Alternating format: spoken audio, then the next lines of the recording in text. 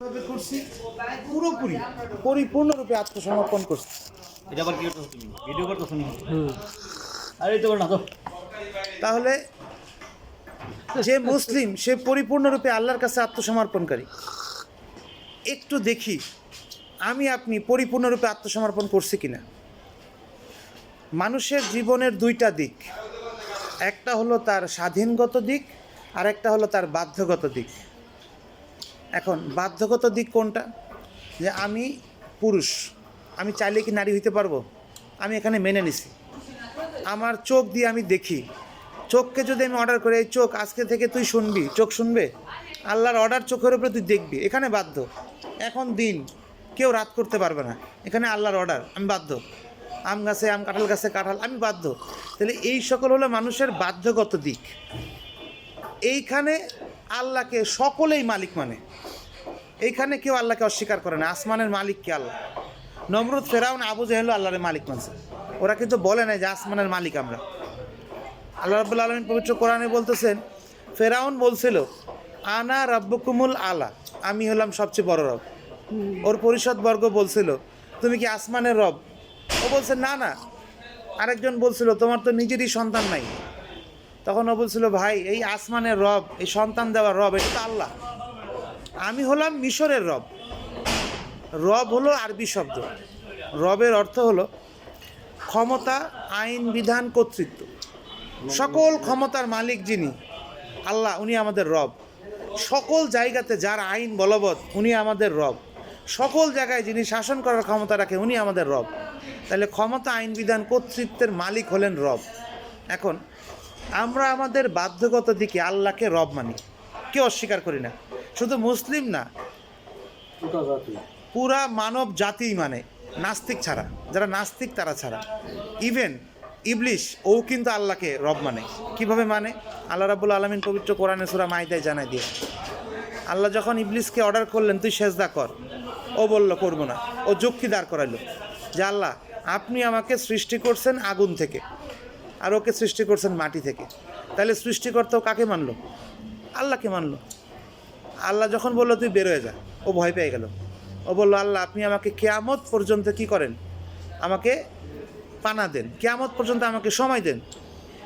তাহলে কিয়ামত পর্যন্ত সময় চাইলো, অর্থাৎ ও জানে কিয়ামতের পরে কেউ বেঁচে থাকবে না। তাহলে মৃত্যুর মালিকও আল্লাহকে মানলো।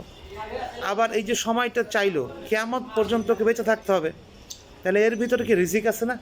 আলো, বাতাস, পানি, খাদ্য, রিজিকের মালিকও আল্লাহকে মানলো। তাহলে হায়াত, মউত, রিজিকের মালিক শয়তানও আল্লাহরে মানে, আল্লাহরে রব মানে। তাহলে এখন আমরা আমাদের বাধ্যগত দিকে সকলেই আল্লাহকে রব মানি। এখন আসি আমাদের স্বাধীনগত দিক। এই দিকটার উপরে ভিত্তি করে আমাদের আখেরাতে বিচার হবে। যুগে যুগে লোকেরা এই জায়গাটাই ধোঁকা খাইছে। এখন স্বাধীনগত দিকটা কোথায়? মানুষ বসবাস করে জমিনে, আসমানে করে না, জমিনে। মানুষ তার প্রয়োজনে জমিনে চলতে যেয়ে তারা সমাজ গঠন করছে এবং অনেকগুলো সমাজ মিলে একটা রাষ্ট্র হয়েছে। তাহলে মানুষের কল্যাণে সমাজ ও রাষ্ট্র।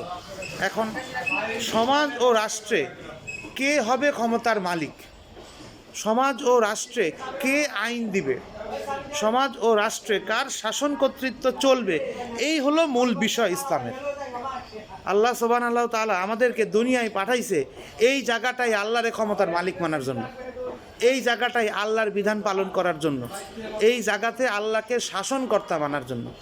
তাহলে আমাদের স্বাধীনগত দিকে আল্লাহ আমাদেরকে স্বাধীনতা দিয়ে জানাই দিল যে তোমরা চাইলে আমাকে ক্ষমতা, আইন, বিধান, কর্তৃত্বের মালিক অর্থাৎ রব মানতে পারো, আবার চাইলে তোমাদের মতো কোনো মানুষকে রব মানতে পারো।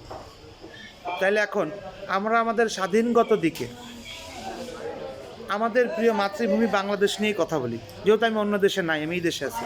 তাহলে আমার প্রিয় মাতৃভূমি বাংলাদেশে শতকরা 92% লোক দাবি করে আমরা মুসলিম, করে না?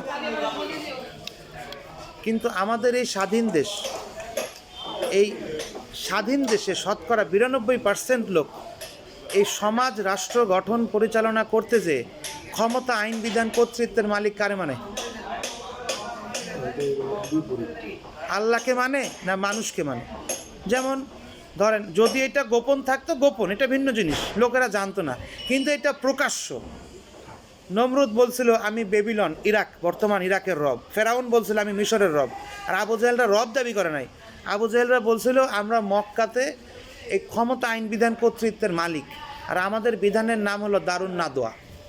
তাহলে আজকে আমাদের প্রিয় মাতৃভূমি বাংলাদেশেও ক্ষমতা আইন বিধান কর্তৃত্বের মালিক মানুষ, আর আমাদের বিধানের নাম হলো গণতন্ত্র। আর গণতন্ত্র প্রকাশ্যে ঘোষণা করে দিছে যে সমাজ রাষ্ট্র গঠন পরিচালনায় ক্ষমতার মালিক হবে কে? জনগণ।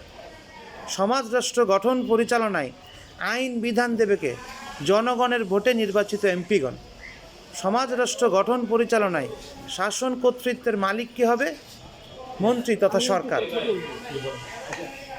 মোল্লা দাও দাও তুমি আমাকে আমি বলছি যে আমি একটু দেখেই আসি আমাকে যে কোনটা তাহলে আজকে আমরা সমাজ রাষ্ট্র গঠন পরিচালনায় ক্ষমতা আইন বিধান কর্তৃত্বের মালিক মানুষ, এটা কি মানি না মানি না? মানুষই তো সব জায়গায় ক্ষমতা প্রয়োগ করতে। অতীতেও ছিল, সব জায়গায় মানুষের ক্ষমতাই ছিল, কিন্তু যুগে যুগে নবী রাসূল এসে লোকেদেরকে এই দিকে আহ্বান করছে। তারা বলছিল ইয়া আইয়ুহান নাস আন আমিনু বিরব্বিকুম। এটা আরবি, আমার মাতৃভাষা বাংলা, যদি বাংলায় বুঝি তাহলে বলছিল হে জাতির লোকেরা, তোমরা ক্ষমতা আইন বিধান কর্তৃত্বের মালিক যারে মানো তার প্রতি ঈমান আনো।